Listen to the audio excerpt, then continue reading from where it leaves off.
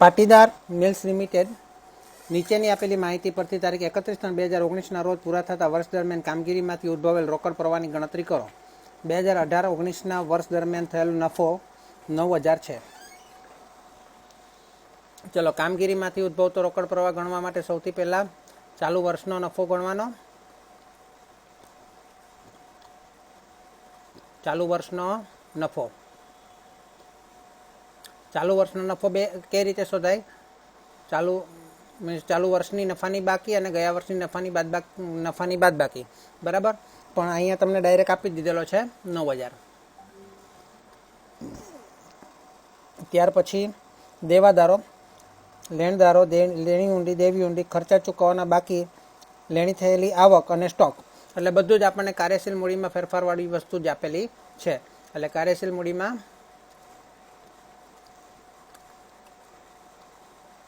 ફેરફાર હેડિંગ આપી દઈએ. હવે એની અંદર શું શું છે આપણને ખબર છે કે જે પણ મીન્સ કે ચાલુ મિલકતમાં જે વધારો ઘટાડો થાય તો તેની સાથે વ્યસ્ત સંબંધ છે, અને ચાલુ દેવામાં જે વધારો ઘટાડો થાય તો તેની સાથે સીધો સંબંધ છે. એટલું યાદ રાખશો. હવે દેવાદારો શું છે? ચાલુ મિલકત છે. ચાલુ મિલકત છે એટલે દેવાદારોમાં શું થાય છે જુઓ જોઈએ. દેવાદારોમાં ઘટાડો છે. તો ઘટાડો છે તો આપણે વ્યસ્ત સંબંધ છે એટલે પ્લસ કરશું. દેવાદારોમાં ઘટાડો, કેટલો ઘટાડો છે? 400 રૂપિયાનો, એટલે આપણે પ્લસ 400 કરશું. પછી લેણદારો શું છે? ચાલુ દેવા છે, એમાં શું છે? ઘટાડો કે વધારો? એમાં વધારો છે. તેની સાથે કેવો સંબંધ છે? સીધો સંબંધ, એટલે વધારો છે એટલે પ્લસ કરશું.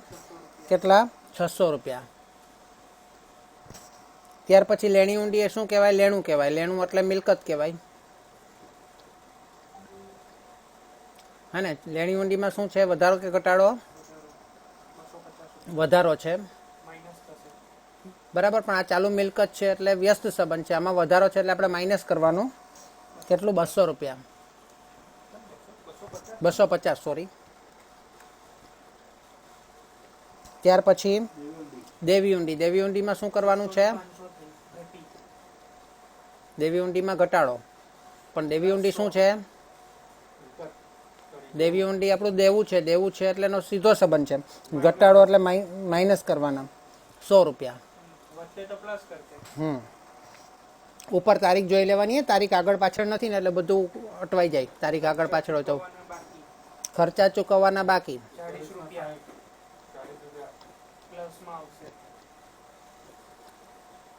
એમાં વધારો કે ઘટાડો? વધારો.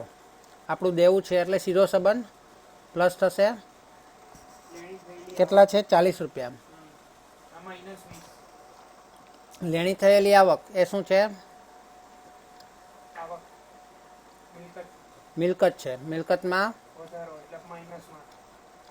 વધારો એટલે વ્યસ્ત સંબંધ છે, માઇનસ કરશું 20 રૂપિયા. હવે સ્ટોકમાં વધારો એટલે શું કરશું? મિલકત છે એટલે માઇનસમાં 500 રૂપિયા. ચલો, નેટ આપણને જવાબ મળી જશે. ચલો, 9,000 plus 400 plus 600 minus 250 minus 100 plus 40 minus 20 minus 100 નહીં 500.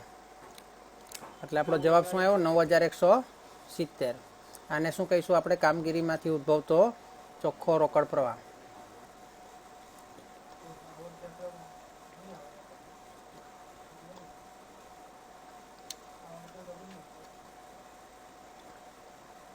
ઓકે. એક્સ લિમિટેડના પાકા સરવાળા નીચે મુજબ છે. 1/4/2018, 31/3/2019. જમીન, મકાન, યંત્રો, ચાલુ મિલકતો, લેણદારો, બેંક લોન અને મૂડી આપેલી છે. હવે વર્ષ દરમિયાન 10,000ની પડતર કિંમતનું એક યંત્ર જેના પર ભેગો થયેલો ઘસારો 3,000 હતો, જે 5,000માં વેચવામાં આવ્યું હતું. તારીખ 1/4/2018ના રોજ યંત્રો અંગે ઘસારાની જોગવાઈની બાકી 25,000 હતી અને 31/3/2019ના રોજ આ બાકી 40,000ની હતી. ઉપરની માહિતી પરથી ઘસારાની જોગવાઈનું ખાતું અને યંત્રોનું ખાતું તૈયાર કરો. બસ આપણે આટલું જ કરવાનું છે, ખાતા જ બનાવવાના છે. યંત્રોનું ખાતું અને ઘસારાની જોગવાઈનું ખાતું. હવે મને એમ કહો જોઈએ કે ઘસારાની જોગવાઈ પાકા સરવાળામાં આપેલી છે કે હવાલામાં આપેલી છે? હવાલામાં આપેલી છે, એટલે યંત્રોની બાકી કઈ આપેલી છે પાકા સરવાળામાં? ચોપડે કિંમત.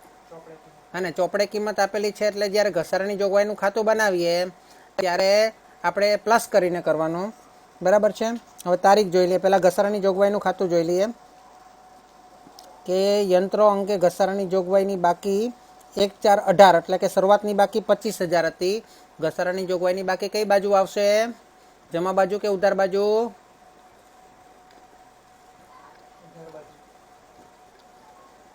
જમા બાજુ 25,000. અને 31/3/2019ના રોજ છેવટની બાકી 40,000. હવે શરૂઆતની બાકી આપણે યંત્રોની કેટલી લખશું?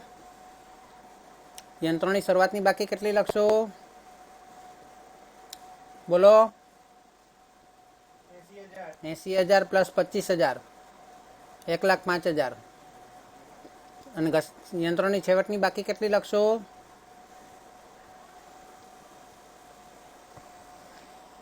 યંત્રની છેવટની બાકી કેટલી લખશો?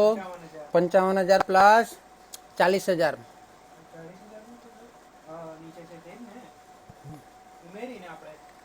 ઉમેરીને જ લખવાની.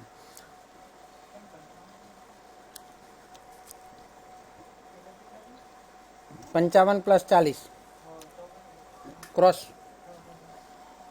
ચલો હવે આપણને હવાલામાં શું આપેલું છે? 10,000ની પડતર કિંમતનું એક યંત્ર જેના પર ભેગો થયેલો ઘસારો 3,000 હતો. એટલે આપણે પહેલા તે 5,000માં વેચવામાં આવ્યું હતું. એટલે વેચાણ એટલે બેંક ખાતે ઉધાર કેટલા થશે? 5,000. પછી 10,000ની પડતર કિંમત છે, એટલે પડતર કિંમત લખેલી છે, એટલે પડતર કિંમત જ મૂળ કિંમત. યંત્ર ખાતે જમા કેટલા? 10,000. તેના પર ભેગો થયેલો ઘસારો, એટલે ઘસારાની જોગવાઈ ખાતે 3,000. હવે મને કહો જો નફો થયો કે ખોટ થઈ? ખોટ થઈ, એટલે નફા નુકસાન ખાતે ઉધાર કેટલા? 2,000. ચલો આ બધાની એન્ટ્રી આપણે આપીએ. યંત્ર ખાતામાં બોલો, યંત્ર ખાતાનું બધું જ ઉધાર છે, એટલે યંત્ર ખાતામાં બધું જ જમા બાજુ લખીએ. બેંક ખાતે 5,000. ઘસારાની જોગવાઈ ખાતે 3,000. અને નન્નું ખાતે 2,000. ઘસારાની જોગવાઈનું ખાતું બનાવ્યું છે, એટલે એની ક્રોસ એન્ટ્રી આપીએ.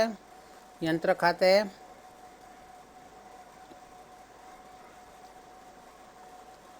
ચલો હવે પતી ગયું. ખાતા બંધ કરીએ.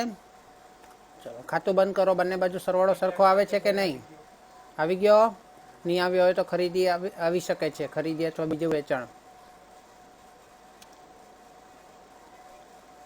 ઓકે. અને ઘસારાની જોગવાઈનું ખાતું બંધ કરીએ. એટલે નવી ઘસારાની જોગવાઈ કેટલી કરી?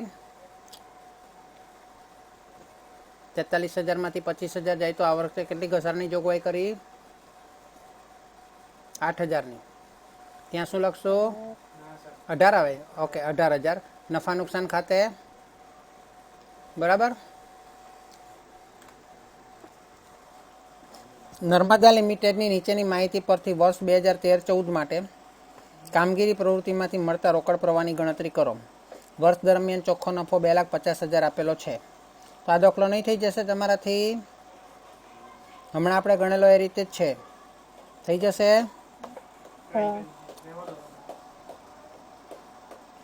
ચલો બીજો ગણીએ. હાર્દિક લિમિટેડના પાકા સરવૈયામાં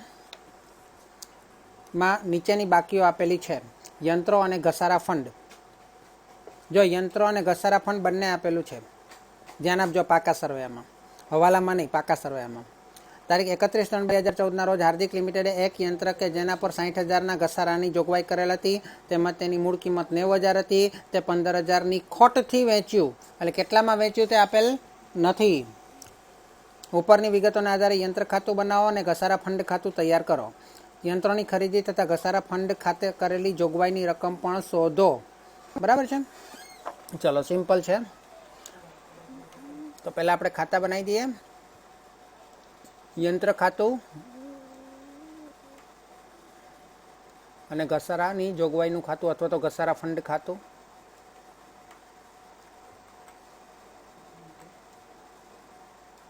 ઓકે.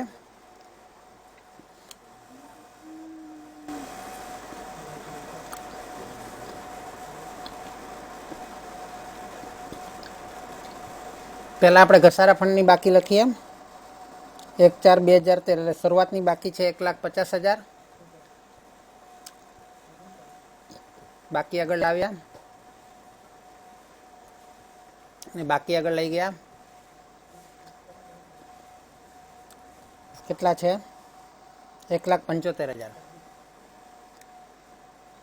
ચલો હવે મને કહો, જો યંત્ર ખાતાની બાકી આગળ લાવ્યા કેટલી આવશે? યંત્ર ખાતાની બાકી આગળ લાવ્યા કેટલી આવશે? 6 લાખ આપેલી છે, કેટલી આવશે? બોલો. 6 લાખ આપેલી છે ને? બાકી આગળ લાવ્યા કેટલી આવશે ને બાકી આગળ લઈ ગયા કેટલી આવશે?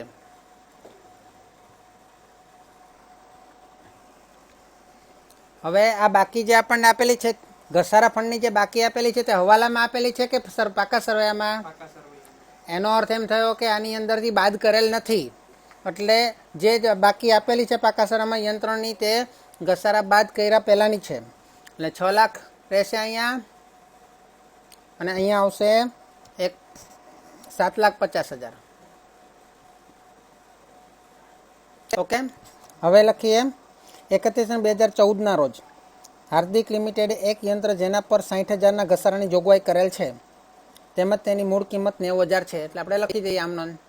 બેંક ખાતે ઉધાર ખબર નથી. ચલો ત્યાર પછી ઘસારા ખાતે ઉધાર. ઘસારા ખાતે ઉધાર કેટલા થશે? 60,000. પછી નહીં 60,000, હા 15,000ની ખોટ થઈ એટલે નફા નુકસાન ખાતે ઉધાર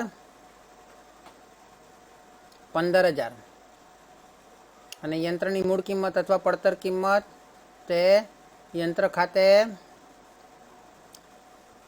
કેટલા છે? 90,000. બોલો જોઈએ કેટલામાં વેચ્યું હશે?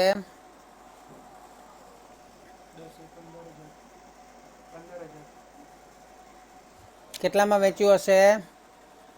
15,000માં વેચ્યું હશે. એન્ટ્રી કરી દઈએ. ચલો બેંક ખાતે 15,000, ઘસારા ખાતે ઘસારાની જોગવાઈ ખાતે 60,000 અને નફા નુકસાન ખાતે 15,000. એની ક્રોસ ઘસારાની એન્ટ્રી આપી દઈએ. ક્રોસ 60,000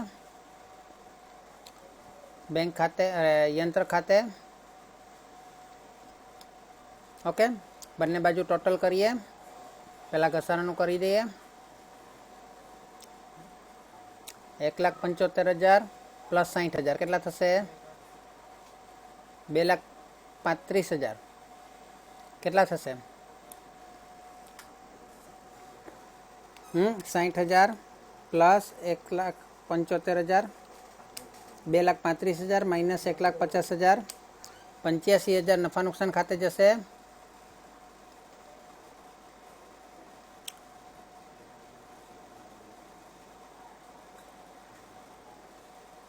આ 85,000 ખાતે જશે અને આ બાજુ આપણે ટોટલ કરીએ તો આ વખતે વધારે આવે છે 15,000 પ્લસ 60,000 પ્લસ 15,000 90,000 થઈ ગયા પ્લસ 7,50,000 એટલે 8,40,000 8,40,000 માંથી 6 લાખ બાદ કરીએ તો 2,40,000 નું ખરીદી કરી હશે યંત્રની એટલે બેંક ખાતે.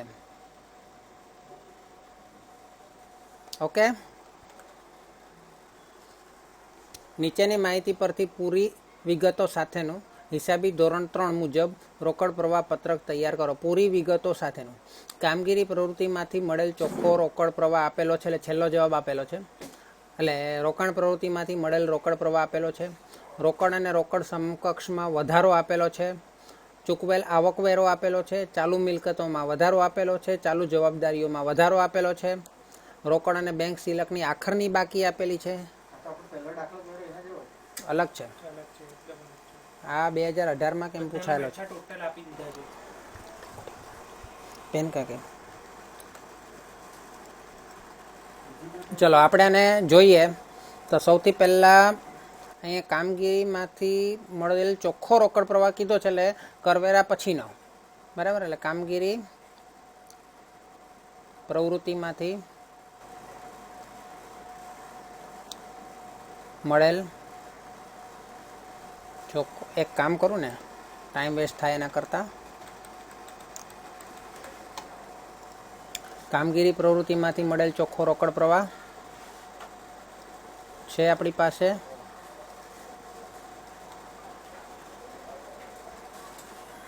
ત્યાર પછી રોકાણ પ્રવૃત્તિમાંથી મળેલ ચોખ્ખો રોકડ પ્રવાહ,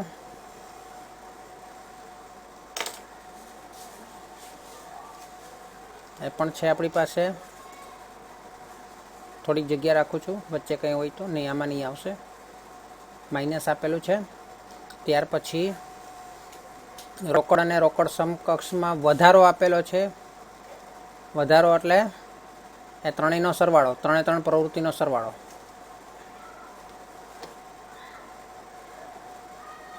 પછી રોકડ અને રોકડ સમકક્ષની શરૂની બાકી આવે અને ત્યાર પછી આવે આખરની બાકી. છેલ્લે આપણને આખરની બાકી જવાબમાં મળે, એટલે વચ્ચે એની બંનેની વચ્ચે આપણને શું મળશે? શરૂની બાકી મળશે.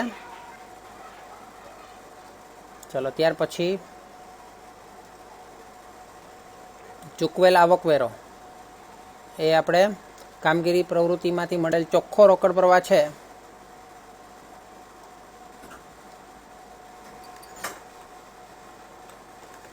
ક્યાં ગયો? હા, કામગીરી પ્રવૃત્તિમાંથી મળેલ ચોખ્ખો રોકડ પ્રવાહ અને એમાંથી ચૂકવેલ આવકવેરો એટલે કરવેરા આપણે ચૂકવ્યા તે એની ઉપર આવશે. ચાલુ મિલકતમાં વધારો, ચાલુ મિલકતમાં વધારો અને ચાલુ જવાબદારીમાં વધારો, એ બંને આપણે લખી દઈએ, પછી માઇનસ પ્લસ કર્યા કરશું.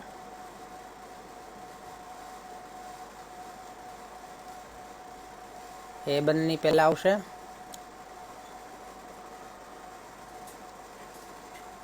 ઓકે, હવે શું માઇનસ થશે ને શું પ્લસ? અમુકમાં તો આપી દીધેલું છે. તો ચાલુ મિલકતમાં વધારો છે તે માઇનસ થશે, ચાલુ જવાબદારીમાં વધારો એ પ્લસ થશે, ચૂકવેલ આવકવેરો એ માઇનસ થશે. પછી આ વસ્તુ આવશે. હવે આના પછી શું આવશે? નાણાકીય પ્રવૃત્તિમાંથી મળેલ રોકડ પ્રવાહ, એ અહીંયા આવશે આપણને. એ આ બંનેનો તફાવત આવશે. તો 1,80,000 છે અને માઇનસ 2,10,000 છે, એટલે માઇનસ 2,10,000 માઇનસ કેટલા કરો તો 1 લાખ, અરે પ્લસ કેટલા કરો તો 1,80,000 આવે. બોલો, માઇનસ 2,10,000 એમાં પ્લસ કેટલા કરશો તો 1,80,000 આવશે. સોરી, માઇનસ 2,10,000 ની ઉપરના પણ લેવા પડશે ને, પ્લસ 3,10,000. એટલે આ બંનેનો સરવાળો, આ 3,10,000 માંથી 2,10,000 જાય તો 1,00,000 હવે 1 લાખમાં કેટલા પ્લસ કરશો તો 1,80,000 આવશે. એટલે આ નાણાકીય પ્રવૃત્તિમાંથી ઉદ્ભવતો ચોખ્ખો રોકડ પ્રવાહ કેટલો આવશે? 1,80,000. આ ત્રણેયનો સરવાળો આપણો 1,80,000 થવો જોઈએ. થાય છે? જોઈ લો. 3,10,000 માઇનસ 2,10,000 પ્લસ 80,000 થાય છે. ઓકે, હવે નીચે જોઈએ. રોકડ અને રોકડ સમાનમાં વધારો આપેલો છે અને રોકડ અને બેંક સિલેક્ટની આખરની બાકી જવાબ રૂપે મળેલ છે. તો આપણે શું કરવાનું છે? બંનેની વચ્ચે શું આવશે? એ બંનેની વચ્ચે શું આવશે? રોકડ અને રોકડ અને બેંક સિલકની શરૂની બાકી આવશે.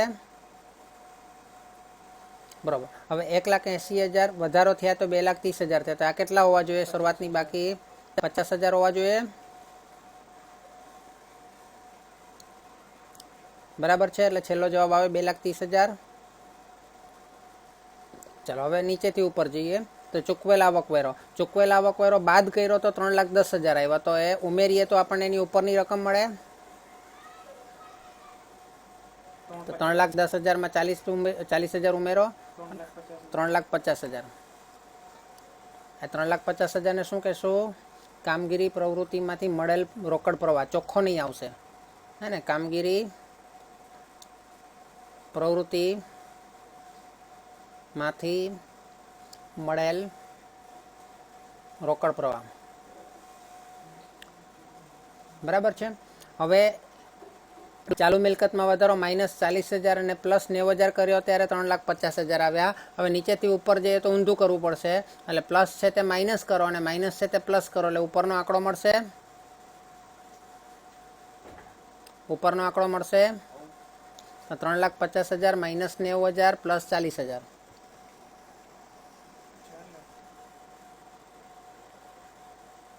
3,50,000 4 લાખ. અરે 3,50,000 3 લાખ આવશે. 3 લાખ આવે છે. 3,50,000 માઇનસ 90,000 પ્લસ 40,000.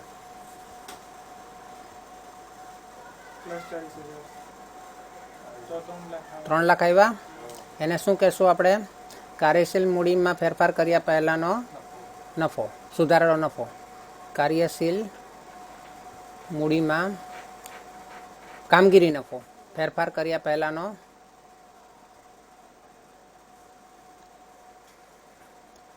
કામગીરી નફો.